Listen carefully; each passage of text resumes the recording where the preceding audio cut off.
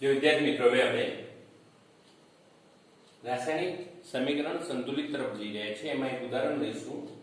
આયર્નની પાણી સાથેની પ્રક્રિયા H2O પાણી સાથેની પ્રક્રિયા કરશું એટલે નિપજ Fe3O4 હાઇડ્રોજન મળશે। આ સમીકરણમાં તમે જુઓ પ્રક્રિયકો ડાબી બાજુના એમાં તત્વના પરમાણુની સંખ્યા જોઈએ, નિપજોમાં જે તત્વો છે એમાં રહેલા પરમાણુની સંખ્યા જોઈએ। પ્રક્રિયકમાં આયર્નનો 1 છે, નિપજમાં આયર્નના 3 છે। પ્રક્રિયકમાં આપણે હાઇડ્રોજનના 2, નિપજમાં હાઇડ્રોજનના 2। ઓક્સિજનના અહીંયા પ્રક્રિયકમાં 1, નિપજમાં 4। ટૂંકમાં આ સમીકરણમાં આયર્ન અને ઓક્સિજન જે તત્વ છે એના પરમાણુની સંખ્યા સમાન નથી, તો આવું જે સમીકરણ છે ને અસમતોલિત રાસાયણિક સમીકરણ કહે છે। તો આપણે હવે એને સમતોલિત કરવાનું છે। તો જો આ જે સમીકરણને છે નીચે મુજબ સમતોલિત કરી શકાય અને આપણે એને યોગ્ય તબક્કાઓ દ્વારા એને સમતોલિત કરવાનું છે। આ પ્રશ્ન 3 થી 4 ગુણમાં આવે તો આ પ્રમાણે આપણે લખવાનું છે। જો કદાચ 1 કે 2 ગુણમાં આવે તો સીધું આપણે એને સમતોલિત કરીને લખવાનું છે। એ કેવી રીતે કરવાનું છે આપણે સમજાવીશું। જો પ્રથમ છે અહીંયા આપણે લખીશું સ્ટેપ 1।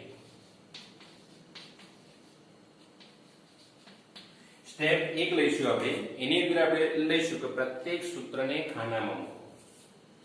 આપણે લખીશું પ્રત્યેક સૂત્રને ખાનામાં મૂકો અને સાથે સાથે લખવાનું છે કે ખાનામાં મૂકેલા સૂત્રમાં કોઈ ફેરફાર કરવાનો નથી। પહેલું સ્ટેપ જો અહીંયા આપણે શું કરવાનું છે Fe આને ખાનામાં મૂકીશું, H2O આને ખાનામાં મૂકીશું, Fe3O4 એને પણ ખાનામાં મૂકીશું અને છેલ્લે H2 એને આપણે ખાનામાં મૂકીશું। હવે ખાનામાં મૂક્યા બાદ સ્ટેપ 2 યાદ રાખજો, મહત્વનું સ્ટેપ છે। આ જે રાસાયણિક સમીકરણ છે એ રાસાયણિક સમીકરણમાં સંયોજન પસંદ કરવાનું છે। યાદ રાખજો આમાં 1, 2, 3 અને 4 આપેલા છે, એમાં આપણે સંયોજન તરફ પહેલા જઈશું અને એ જે સંયોજનમાં એવું સંયોજન આપણે પસંદ કરીશું કે એ સંયોજનમાં કોઈ પણ વધુ પરમાણુ ધરાવતું તત્વ હોય। યાદ રાખજો સ્ટેપ બીજામાં શું કરવાનું છે આપણે એવું સંયોજન પસંદ કરવાનું છે કે જેની અંદર એવું તત્વ હોય કે જે વધુ પરમાણુ ધરાવતું હોય। આપણને ખ્યાલ છે અહીંયા સંયોજન H2O Fe3O4 છે અને એમાં સૌથી વધુ પરમાણુ ધરાવતું હોય એવું તત્વ ઓક્સિજન છે કે જો 4 ઓક્સિજનના પરમાણુ, અહીંયા ઓક્સિજનનો 1 પરમાણુ છે। યાદ રાખજો બીજા સ્ટેપમાં આપણે શું કરવાનું છે સ્ટેપ 2 આપણે લખીશું। શું લખીશું સ્ટેપ 2 માં વધુ પરમાણુ ધરાવતા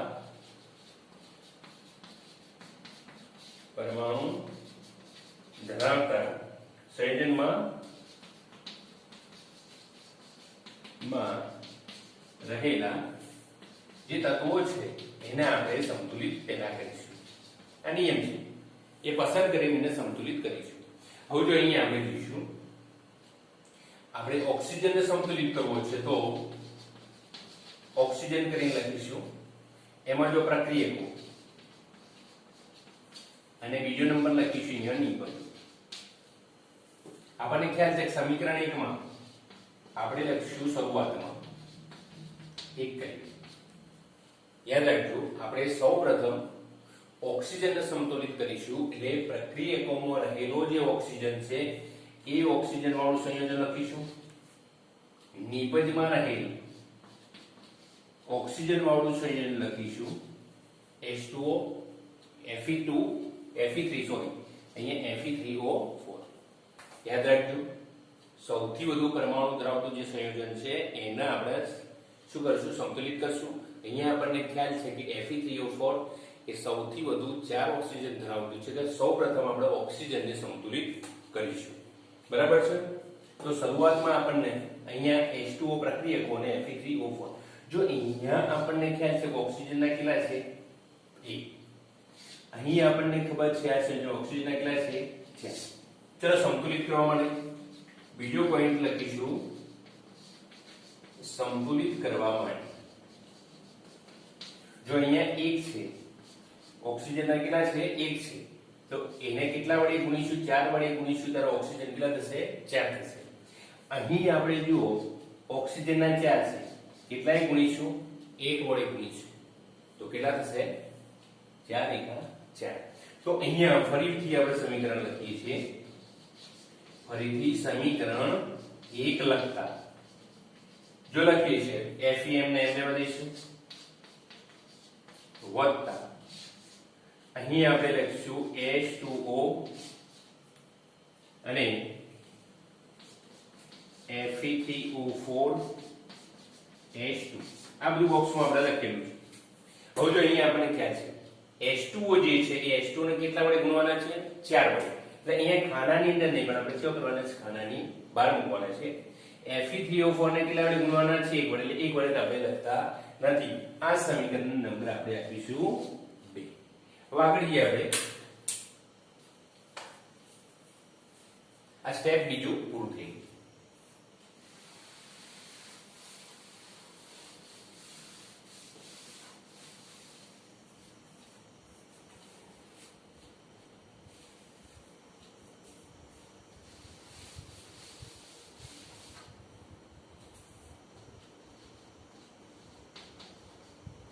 સ્ટેપ 3 લઈશું. આપણને ખબર છે કે જે સમીકરણ આપણે લીધું હતું એ સમીકરણ Fe વત્તા 4H2O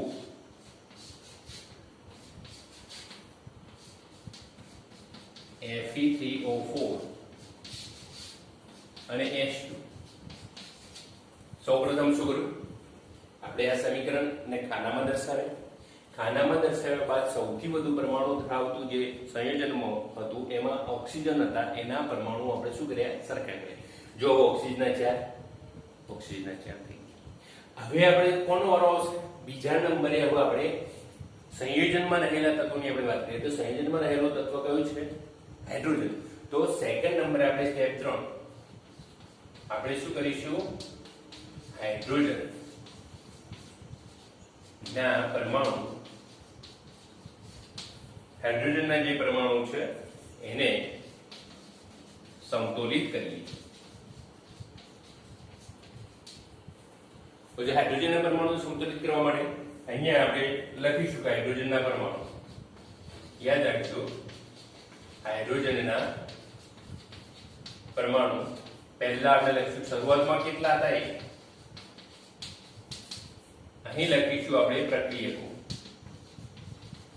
અહીં લખીશું નિપજ.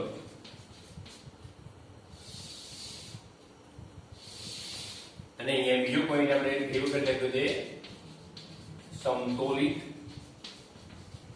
કરવા માટે. જો હાઇડ્રોજનના પરમાણુ જેમાં હોય એવા સંયોજનો પ્રક્રિયકોમાં કયા છે અહીંયા જો H2 પણ કેટલા છે અહીંયા યાદ રાખજો. અહીંયા જે આ જોવાનું છે એની અંદર 4 ગુણાયેલા છે 4 બોક્સની અંદર આપણને 4 ગુણાયેલા જે છે હાઇડ્રોજન છે એ યાદ રાખજો. અહીંયા નિપજોમાં ફક્ત એક જ હાઇડ્રોજન છે આ, એટલે મતલબ હાઇડ્રોજનના 2 પરમાણુ છે. નિપજની અંદર H2, પ્રક્રિયકની અંદર આપણે હવે આખું આમના મૂકવાનું છે. આ પ્રથમ સમીકરણ આપણે ભૂલી જવાનું છે, બીજા નંબરનું સમીકરણ હજુ આવ્યું બરાબર છે.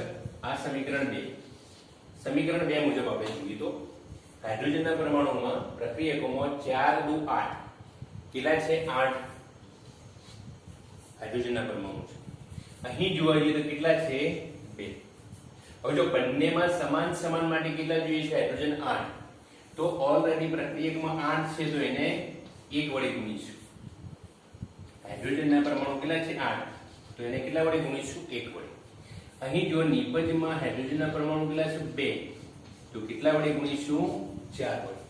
હવે આપણે લખીએ કે સમીકરણ 2 ને ફરીથી લખતા ફરીથી આપણે લખીએ Fe H2O એ 4 વાળું સમીકરણ હતું. Fe3O4 વત્તા H2. હવે જો આપણે ખ્યાલ છે પ્રક્રિયકોમાં એક વડે ગુણવાના છે એટલે એક વડે આપણે દર્શાવતા નથી એટલે પણ નિપજમાં કેટલા વડે ગુણવાના છે 4 વડે તો એ 4. આ સમીકરણ જે બન્યું એને આપણે નામ આપીશું 3. જો વિદ્યાર્થી મિત્રો અહીં આપણે ઓક્સિજન હાઇડ્રોજન જો ઓક્સિજનના 4 થઈ ગયા હાઇડ્રોજનના 4 દુઆ હાઇડ્રોજનના પણ અહીંયા 8 થઈ ગયા છે ખૂબ બાકી રહ્યો હવે Fe ને સંતુલિત કરીએ તો જો આયર્ન ને સંતુલિત કરવા માટે હવે જો આને Fe અહીંયા કેટલા છે 1 અહીંયા કેટલા છે 3 તો ફક્ત પ્રક્રિયકમાં Fe ને 3 વડે ગુણતો જો અહીંયા આયર્ન નો 1 છે અહીંયા આયર્ન ના 3 છે ફક્ત આ પ્રક્રિયકમાં આને 3 વડે ગુણી દીધી તો હવે જે સમીકરણ બનશે એ સમીકરણની આપણે વાત કરીએ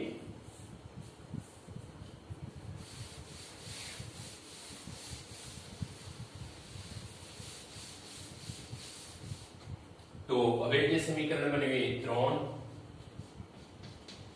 Fe વત્તા 4H2O અહીંયા Fe3O4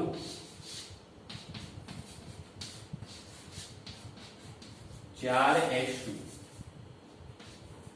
આ સમીકરણ થઈ ગયું. હવે આપ જોઈ શકો છો કે પ્રક્રિયકો અને નિપજોમાં તત્વોના દરેક પરમાણુની સંખ્યા કેવી થઈ જાય છે સમાન થાય છે એટલે અહીંયા આપણે છેલ્લે સોપાન અથવા તો આપણે સ્ટેપ કહીશું આપણે સ્ટેપ 6 લઈએ તો સોપાન જેને શબ્દ આપ્યો છે તો એમાં જોઈએ તો બંને તરફ રહેલા તત્વોની ગણતરી કરીએ બંને તરફ રહેલા તત્વોની ગણતરી જો હવે આ ખાને કાઢી દઈએ છીએ આપણે 3 Fe 4H2O Fe3O4 4H2 ferrous એટલે આયર્ન ના 3 થઈ ગયા જો FeH નો અહીંયા 3 અહીંયા જોઈશું Fe ના 3 અહીંયા H ના કેટલા થયા 8 અહીંયા H ના જો કેટલા થયા 8 ઓક્સિજન ના 4 તો બંને બાજુ રહેલા જે તત્વો છે એની ગણતરી કરીશું તો બંને બાજુ રહેલા તત્વોના પરમાણુની સંખ્યા સમાન થાય છે તો આવા જે સમીકરણને આપણે લખીશું આ સમીકરણને સમતોલિત રાસાયણિક સમીકરણ કહે છે તો એ સમતોલિત રાસાયણિક સમીકરણનો નંબર આપણે આપીશું છે તો અહીંયા આ રાસાયણિક સમીકરણનો સમતોલિત થઈ ગયું. હવે આગળનું સોપાન લઈએ છીએ તો સ્ટેપ અથવા તો આપણે સોપાન લખીશું 7 આપણે શું કરવાનું છે આ રાસાયણિક સમીકરણની ભૌતિક જો સ્થિતિ દર્શાવીએ ભૌતિક એટલે આમાં રહેલા તત્વો ઘન પ્રવાહી વાયુ કે જલીય છે એ જો દર્શાવીએ તો એ સમીકરણ અર્થસૂચક બને છે એટલે આપણને ખ્યાલ છે કે પ્રવાહી માટે L વાયુ માટે ગેસ અગાઉ વાત કરી હતી પછી ઘન માટે S અને જલીય માટે એકમાં આવા આપણે સંકેતો આપીશું તો જોઈએ આ સમીકરણ લખીએ સ્ટેપ 7 માં સ્ટેપ્સ એટલે કે સોપાન 7 લઈએ છીએ સોપાન 7 બુકમાં સોપાન આપેલું છે તો અહીંયા 3 Fe એ ઘન છે S આપણને ખબર છે પાણી પ્રવાહી સ્વરૂપે હોય એટલે L ફરીવાર Fe3O4 એ ઘન સ્વરૂપે છે એટલે એને આપણે S લખીશું અને હાઇડ્રોજન છે વાયુ સ્વરૂપે છે એટલે એને શું લખીશું G. તો અહીંયા પદાર્થની ભૌતિક સ્થિતિ અહીંયા આપણે દર્શાવી છે જો ઘણીવાર સમીકરણો આપણે લખીએ છીએ તો સમીકરણોની જે તીર છે આ સમીકરણોના તીર છે એ તીર ઉપર પણ આપણે ઉપર અથવા તો નીચે કંઈક લખીએ છીએ દાખલા તરીકે આપણે વાત કરી દેખોમાં મેગ્નેશિયમનું દહન થતું તો એમાં તીર ઉપર અહીંયા આ રીતે ડેલ્ટા દર્શાવી તો અહીંયા તીરની ઉપર અથવા તો નીચે આપણે શું છે? તાપમાન, દબાણ, ઉદ્દીપક વગેરે દર્શાવ્યું છે. દાખલા તરીકે છેલ્લું આપણે સ્ટેપ છે, સ્ટેપ નંબર 8. હું જે બોલું છે સમજો. સ્ટેપ નંબર 8 છેલ્લું આપણે જોઈએ કે ઘણી વખત પ્રક્રિયાની પરિસ્થિતિ જેવી કે તાપમાન, દબાણ, ઉદ્દીપક વગેરે પણ તીરની ઉપર અથવા તો નીચે આપણે લખવામાં આવે છે. જેમ કે જો એના ઉદાહરણ જોઈએ, કાર્બન મોનોક્સાઇડ જે છે ગેસ છે, એની સાથેની પ્રક્રિયા આપણે હાઇડ્રોજન વાયુ સાથે પ્રક્રિયા કરીશું. એ પણ ગેસ છે અને એને આપણે દબાણ આપીએ છીએ 360 વાતાવરણ દબાણ. તો જો આ તીરની ઉપર લખાય છે, હા આવું જે છે દબાણ કેવું છે તીરની ઉપર લખાય છે અને આપણને મળે છે CH3OH લિક્વિડ, જેને આપણે મિથેનોલ તરીકે ઓળખીએ છીએ. તો પ્રકાશ સંશ્લેષણની જે ક્રિયા છે, આપણને ખ્યાલ છે પ્રકાશ સંશ્લેષણની ક્રિયામાં શું થઈ જાય છે? કાર્બન ડાયોક્સાઇડ અને પાણી વચ્ચેની પ્રક્રિયા થાય છે. તો પ્રકાશ સંશ્લેષણની જે ક્રિયા છે એ ક્રિયામાં સૂર્યપ્રકાશની હાજરી જરૂરી છે. એટલે આ જે સૂર્યપ્રકાશ અને સાથે સાથે વનસ્પતિમાં રહેલું ક્લોરોફિલ દ્રવ્ય આપણે આ તીરની ઉપર આ બધું લખાય છે. આની અંદર ભેગું લખાતું નહીં. તાપમાન આપ્યું હોય, દબાણ આપ્યું હોય, તો આવી પ્રક્રિયામાં ભાગ લેતા સૂર્યપ્રકાશ સૂચકો હોય તો અહીંયા તીરની ઉપર નીચે ગમે તે આપણે લખી શકીએ છીએ. તો અહીંયા ગ્લુકોઝ મળશે C6H12O6 એકવા, અહીંયા એકવા L આવશે, સાથે સાથે 6O2 આ વાયુ મળશે આપણને અને સાથે સાથે 6 પાણીના અણુઓ મળશે. તો આ પ્રમાણે છેલ્લે ફાઇનલી રાસાયણિક સમીકરણ સંતુલિત થઈ ગયું. આટલા સુધી આપણે લખવાનું છે. જો આની અંદર એની ભૌતિક સ્થિતિ પણ આવી ગઈ, બધા જ પરમાણુઓ સમાન થઈ ગયા, સાથે સાથે તીરની ઉપર તાપમાન, દબાણ વગેરે આપણે લખી શકાય. જો આ જે પ્રશ્ન આપણે એક વિડિયો દ્વારા શીખીશું, મેં એક નાનકડા ડ્રોઈંગ પેપર ઉપર આ આખો જ પ્રશ્ન એક પાટિયામાં ન સમાતો હોવાથી એક ડ્રોઈંગ બોર્ડ ઉપર મેં આ પ્રકારનું જો ડ્રોઈંગ બોર્ડ છે, આ ડ્રોઈંગ બોર્ડ ઉપર મેં લખી અને સમજાવ્યું છે. એટલે એને ધ્યાનથી જોજો એટલે આખો આ પ્રશ્ન તમે સમજી શકશો. નમસ્કાર વિદ્યાર્થી મિત્રો, અહીં આપણે રાસાયણિક સમીકરણ સમતોલિત કરવું એમાં આપણે એક ઉદાહરણ લઈએ છીએ. Fe વત્તા 2 અહીંયા H2O, સામે નિપજ મળે છે Fe3O4 વત્તા H2. આપણે આ રાસાયણિક સમીકરણને સમતુલિત કરવાનું છે. આપણને ખ્યાલ છે કે બંને બાજુ પ્રક્રિયકો અને નિપજોમાં રહેલા તત્વોના પરમાણુની સંખ્યા સમાન નથી. તો એને સમાન કરવા માટે આપણે એને સમતોલિત કરવાનું છે. તો અહીં આપણે એક ઉદાહરણ દ્વારા રાસાયણિક સમીકરણ Fe વત્તા H2O Fe3O4 વત્તા H2નું ઉદાહરણ લઈ અને એને સમતોલિત કરીએ છીએ. તો એને નીચે મુજબ સમતોલિત કરી શકાય. અહીંયા વિદ્યાર્થી મિત્રો, તમારે એક ગુણમાં પ્રશ્ન પૂછાય છે તો સીધે સીધું સમતોલિત કરવાનું છે, પરંતુ જો મોટા પ્રશ્ન તરીકે પૂછાય તો આ રીતે લખવાનું છે. આપણે એક એક વસ્તુ અહીંયા સમજીએ. જો પ્રથમ સોપાન, પ્રત્યેક સૂત્રને ખાનામાં મૂકો. અહીંયા જો લાલ અક્ષરે મેં લખેલું છે, પ્રત્યેક સૂત્રને ખાનામાં મૂકો અને આ ખાનામાં રહેલા જે તત્વો છે એમાં કોઈ ફેરફાર કરવાનો નથી. જો સૌ પ્રથમ આ ખાનામાં આ જે છે સમીકરણ એને આપણે મૂકી દઈએ છીએ. પ્રથમ Fe આપણે મૂકીશું વત્તા H2 અહીંયા નિપજમાં Fe3O4 અને વત્તા H2. પહેલું સોપાન શું કહે છે કે આ સૂત્રને ખાનામાં મૂકો અને આ ખાનામાં રહેલા આ જે તત્વો છે એના પરમાણુઓમાં કોઈ ફેરફાર ખાનામાં નથી કરવાનો. એ યાદ રાખજો. હવે જો અહીંયા આપણે સમજ્યા તેમ તત્વોના પરમાણુઓની ગણતરી કરો. આપણને ખ્યાલ છે કે તીરની ડાબી બાજુએ જે છે એ પ્રક્રિયકો છે, તીરની જમણી બાજુએ જે છે એ નિપજો છે. તો પ્રક્રિયકોમાં રહેલા તત્વો, નિપજોમાં રહેલા તત્વોના પરમાણુઓની ગણતરી કરીએ. જો અહીંયા તત્વ એક તો Fe આયર્ન જેને કહેવાય છે, બીજું તત્વ છે હાઇડ્રોજન, ત્રીજું તત્વ છે ઓક્સિજન. આપણે જોઈએ વિદ્યાર્થી મિત્રો, અહીંયા પ્રક્રિયકોમાં એટલે આ પ્રક્રિયકો છે એમાં જે લેફ્ટ હેન્ડ સાઈડ LHS લખેલું છે ના પરમાણુઓની આપણે સંખ્યા જોઈએ. તો જો અહીંયા Fe આપણને ખ્યાલ છે કે Fe એટલે આયર્ન, આયર્નનો એક પરમાણુ છે, અહીંયા લખી દઈએ આયર્નનો અહીંયા એક પરમાણુ છે. હાઇડ્રોજનના જો H2O આ હાઇડ્રોજન છે ઓક્સિજન છે, હાઇડ્રોજનના પ્રક્રિયકમાં બે પરમાણુ છે. ઓક્સિજન આપણે જોઈએ છે પ્રક્રિયકમાં એ તત્વના પરમાણુ આપણે એક છે. સામેની બાજુ જોઈએ, હવે નિપજને જોઈએ. તો જે નિપજો છે એટલે કે રાઈટ હેન્ડ સાઈડ RHS ના પરમાણુની સંખ્યા આપ જોઈ શકો છો કે અહીંયા Fe આયર્નના અહીંયા 3 લખ્યા છે. આયર્ન એટલે લોખંડ, લોખંડના કેટલા પરમાણુ છે? 3. તો આપણે અહીંયા લખી દેવાના છે 3. સાથે સાથે જો અહીંયા ઓક્સિજનના કેટલા છે?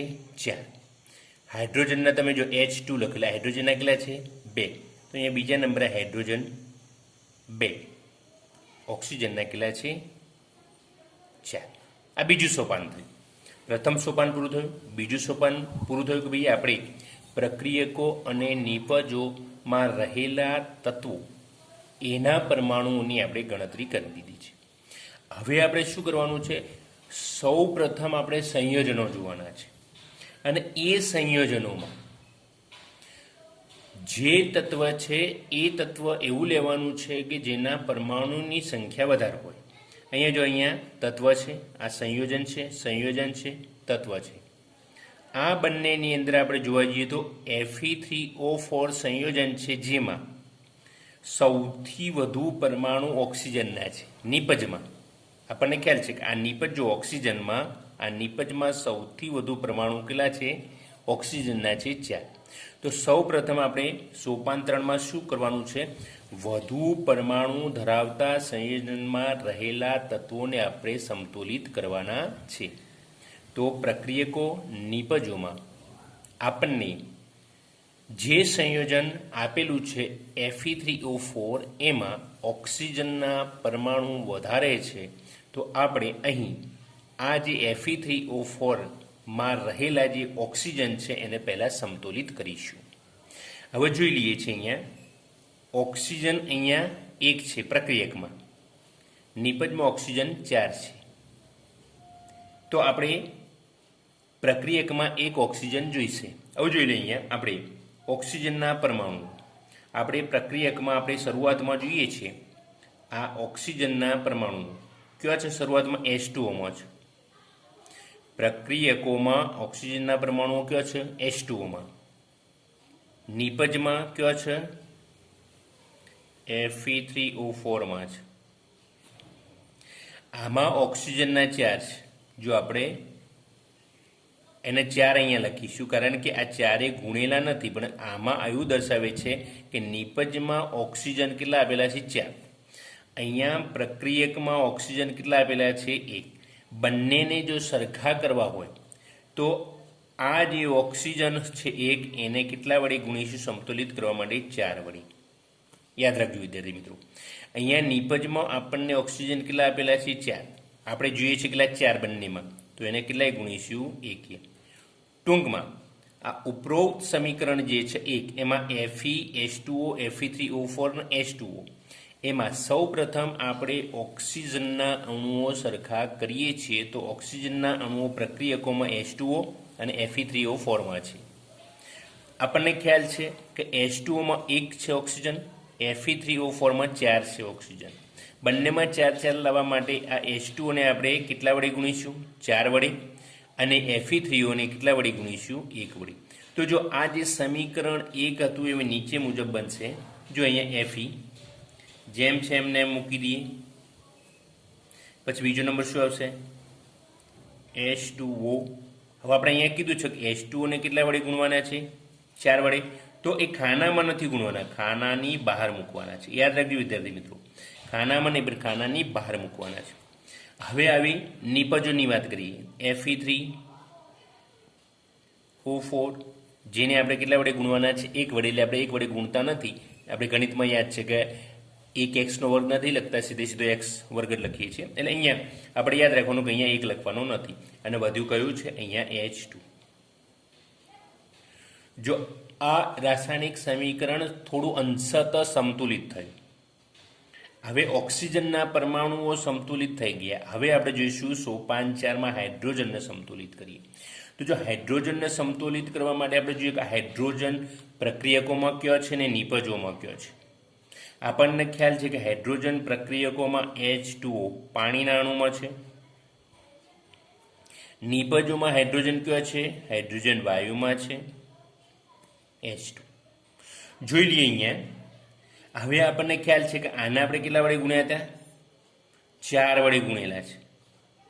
વિદ્યાર્થી મિત્રો અહીંયા યાદ રાખજો, આ જે છે એ 4 H2O છે આ બાજુ નવા સમીકરણ મુજબ, અને અહીંયા કેટલા છે? 2 H2 એટલે 2 H છે. અહીંયા હાઇડ્રોજનના પરમાણુ કેટલા થશે? જો 4 1 ગુણાય એટલે 4 દુ 8. હાઇડ્રોજનના પરમાણુ કેટલા થયા? 8.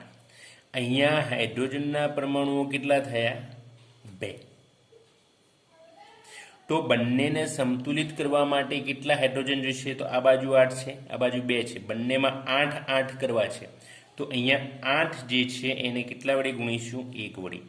અહીંયા 2 છે એને કેટલા વડે ગુણીશું? 4 વડે. યાદ રાખજો, અહીંયા આ જે સમીકરણ જે આપણને આપ્યું હતું 1, એને ગુણ્યા બાદ સમીકરણ 2 મળ્યું. સમીકરણ 2 મુજબ આપણે હાઇડ્રોજનને સંતુલિત કરીએ તો પ્રક્રિયકોમાં 4 દુ, અહીંયા 4 ગુણાયેલા છે નવા સમીકરણ મુજબ, તો 4 દુ 8 હાઇડ્રોજન છે આ બાજુ પ્રક્રિયકોમાં. નિપજોમાં 2 હાઇડ્રોજન છે. બંને બાજુ 8 8 જોઈએ છે. પ્રક્રિયકોમાં 8 આપેલો છે એટલે એને 1 વડે ગુણીશું. જે પ્રક્રિયકમાં જે છે એને 1 વડે ગુણીશું. જ્યારે નિપજમાં હાઇડ્રોજન H2 છે એને કેટલા વડે ગુણીશું? 4 વડે ગુણીશું. આને કેટલા વડે ગુણીશું? 4. તો હવે આ સમીકરણ 2 નીચે મુજબ બનશે. જો અહીંયા Fe, આ જે પ્રક્રિયકો હતા એને ગુણવાના નથી એટલે એમને એમ આપણે મૂકી દઈએ 4 જે હતું એમને એમ આખું સમીકરણ. H2O આ જે હતું એ સમીકરણ એમને એમ મૂકી દઈએ Fe3O4. અને જો વિદ્યાર્થી મિત્રો આપણે કોને ગુણ્યા છે? ફક્ત H2 ને. અને કેટલા વડે ગુણ્યા છે? 4 વડે. હવે હાઇડ્રોજન પૂર્ણ થયું. અહીંયા આપણે 3 તત્વો હતા: આયર્ન, હાઇડ્રોજન અને ઓક્સિજન. ઓક્સિજનને સૌપ્રથમ આપણે સંતુલિત કર્યો, હાઇડ્રોજનને બીજા નંબરે સંતુલિત કર્યો. હવે જોઈએ આયર્નને સંતુલિત કરીએ. તમે અહીંયા જોઈ શકો છો હાઇડ્રોજન ઓક્સિજન સંતુલિત થયા છે. આયર્નની અંદર આની અંદર જો Fe જે લખેલો છે એ 1 પરમાણુ છે. આ બાજુ જે Fe છે એના કેટલા છે? 3. જો Feનો 1 પરમાણુ છે, Feનો 3 છે. અહીંયા Feનો ફક્ત 1 જ પરમાણુ હોવાથી ફક્ત એને 3 વડે ગુણી દઈએ. અહીંયા આ Feને 3 વડે ગુણી દીજો. બાકીનું એમને મૂકી દઈશું. 4 H2O, Fe3O4 અને 4 H2. જોઈ લો વિદ્યાર્થી મિત્રો, ફક્ત આપણે આમાં જ ફેરફાર કર્યો. હાઇડ્રોજન ઓક્સિજન સંતુલિત હતા. ફક્ત Feને 3 વડે ગુણ્યા. Fe 1 જ પરમાણુ છે એટલે બીજા કોઈ પરમાણુ પર અસર થશે નહીં. હવે જો સમીકરણની બંને તરફ સોપાન 4 જો આ રીતે લખ્યું 3 Fe 4 H2O, Fe3O4 4 H2. સોપાન 6 જોઈએ કે સમીકરણની બંને તરફ રહેલા દરેક તત્વના પરમાણુની ગણતરી કરીએ. જો આ સમીકરણ આપણે મૂકીએ 3 Fe એટલે આયર્નના છે. અહીંયા જો Fe3 આયર્નના કેટલા છે? 3. ઓક્સિજન જોઈએ તો ઓક્સિજન 4 અને અહીંયા 1 ગુણ્યા 4 એટલે 4, તો અહીંયા ઓક્સિજનના 4. હાઇડ્રોજનના 2 છે, 2 ગુણ્યા 4 થશે, 2 ચોક 8, તો અહીંયા 4 દુ 8. ફેરસ એટલે કે આયર્ન, હાઇડ્રોજન, ઓક્સિજન જે પ્રક્રિયકોમાં છે એ તત્વના પરમાણુ એ જ પ્રમાણે નિપજમાં આયર્ન, ઓક્સિજન અને હાઇડ્રોજન તત્વના પરમાણુઓ સમાન થાય છે. તો આવા સમીકરણને સમતોલિત સમીકરણ કહે છે. ટૂંકમાં આ સમીકરણ 4 જે આપણે લખેલું છે એ સમીકરણ 4માં બંને બાજુ એટલે કે પ્રક્રિયકો અને નિપજો બંને બાજુ પરમાણુઓની સંખ્યા સમાન છે, માટે આ જે સમીકરણ છે એને સમતોલિત સમીકરણ કહે છે. સાથે સાથે યાદ રાખજો વિદ્યાર્થી મિત્રો, રાસાયણિક સમીકરણોને સમતોલિત કરવાની આ પદ્ધતિને હીટ એન્ડ ટ્રાયલ વિધિ કહે છે. હીટ એન્ડ ટ્રાયલ વિધિ આ ખાલી જગ્યા માટે આપણને કામ લાગશે. હવે છેલ્લે આપણે સોપાન 7ની વાત કરીએ કે આ જે રાસાયણિક સમીકરણ આપણે સંતુલિત કર્યું, પરંતુ જો એની ભૌતિક અવસ્થાઓ દર્શાવીએ, પદાર્થની ભૌતિક અવસ્થાઓ આપણને ખ્યાલ છે, ઘન, પ્રવાહી, વાયુ વગેરે, બરાબર છે, તો એની ભૌતિક અવસ્થા જો દર્શાવીએ તો એ સમીકરણ આપણને સમજવું એકદમ સરળ રહે અને એ અર્થસૂચક બને છે. જેમ કે જો ભૌતિક અવસ્થા જે વાયુ છે એના માટે ગેસ એટલે જી લખીએ, પ્રવાહી એટલે લિક્વિડ, લિક્વિડ માટે એલ લખીએ, ઘન એટલે એસ એટલે સોલિડ, સોલિડ માટે એસ એટલે સોલિડ એટલે ઘન એટલે એસ લખીએ, તથા આપણે જલીય દ્રાવણ માટે એક્યુ એક્વાઇન એટલે જલીય દ્રાવણ માટે એક્યુ જેવા સંકેતો દર્શાવીએ. તો જો અહીંયા જે સમીકરણ 4 હતું, યાદ રાખજો વિદ્યાર્થી મિત્રો, જે સમીકરણ 4 આપણે હતું એને લખવું હોય તો Fe આયર્ન એ ઘન સ્વરૂપે છે એટલે અહીંયા નીચે આ રીતે એસ લખવાનું. રાસાયણિક સમીકરણ આપણે સંતુલિત કર્યું છે. સંતુલિત કર્યા બાદ હવે આપણે એની ભૌતિક અવસ્થા લખીએ છીએ. આયર્ન જે છે એ ઘન સ્વરૂપે છે એટલે એસ, H2O પાણી, પાણી આપણને ખ્યાલ છે પ્રવાહી સ્વરૂપ છે એટલે લિક્વિડ એટલે એલ, Fe3O4 આ જે છે એ ઘન સ્વરૂપે મળે એટલે એસ, અને એ પ્રક્રિયા દરમિયાન હાઇડ્રોજન વાયુ ઉત્પન્ન થાય છે એટલે નીચે અહીંયા શું લખ્યું છે જી. તો આ પ્રમાણે આપણે રાસાયણિક સમીકરણ સંતુલિત કરી અને એની ભૌતિક અવસ્થા દ્વારા દર્શાવી શકીએ છીએ. જો ઘણી વખત પ્રક્રિયાની પરિસ્થિતિઓ જેવી કે તાપમાન, દબાણ, ઉદ્દીપક, કોઈ પણ પ્રક્રિયાને આપણે અગાઉ વાત કરી હતી ઉપર ડેલ્ટા, મેગ્નેશિયમ અને ઓક્સિજનની પ્રક્રિયાનું આપણે અગાઉ એક પ્રયોગ કર્યો, મેગ્નેશિયમનું હવામાં દહન, એમાં આપણે તીર કરીને ઉપર ત્રિકોણ દર્શાવ્યો હતો. ત્રિકોણ એટલે ગરમી. એટલે ઘણી વખત પ્રક્રિયાની પરિસ્થિતિઓ જેવી કે તાપમાન, દબાણ, ઉદ્દીપક વગેરેની જે તીરની ઉપર આપણે આ જે તીર છે એ તીરની ઉપર અથવા નીચે અને નીચે, તીરની ઉપર અને નીચે બંને બાજુ આપણે લખવામાં આવે છે. જેમ કે જો અહીંયા કાર્બન મોનોક્સાઇડની હાઇડ્રોજન વાયુ સાથે પ્રક્રિયા, અહીંયા બંને ગેસ એટલે વાયુ છે, 340 વાતાવરણ દબાણ આપ્યું છે તો મિથેનોલ બને છે. એ જ પ્રમાણે વનસ્પતિમાં થતી પ્રકાશ સંશ્લેષણની ક્રિયાનું અહીંયા સૂત્ર દર્શાવ્યું છે. કાર્બન ડાયોક્સાઇડ, પાણી, સૂર્યપ્રકાશ. જો અહીંયા દર્શાવે સૂર્યપ્રકાશ અને વનસ્પતિની અંદર ક્લોરોફિલ હોય છે. તો અહીંયા નાના અક્ષરે લખ્યું છે C6H12O6. આ ગ્લુકોઝનું અણુસૂત્ર છે એ એક્વા એટલે જલીય દ્રાવણ છે એટલા માટે. પછી 6O2 લખ્યું છે, ઓક્સિજન વાયુ ઉત્પન્ન થાય છે, અને 6H2O પાણી બને છે એ લિક્વિડ બને છે. તો વિદ્યાર્થી મિત્રો, રાસાયણિક સમીકરણ સંતુલિત કેવી રીતે કરવું એ આપ સમજી ગયા છો. જો પ્રશ્ન મોટા સ્વરૂપે એટલે કે મોટો પ્રશ્ન પૂછાય 3-4 ગુણમાં તો આ રીતે તમારે સોપાન 1 થી 7 કરી અને લખવાનું છે.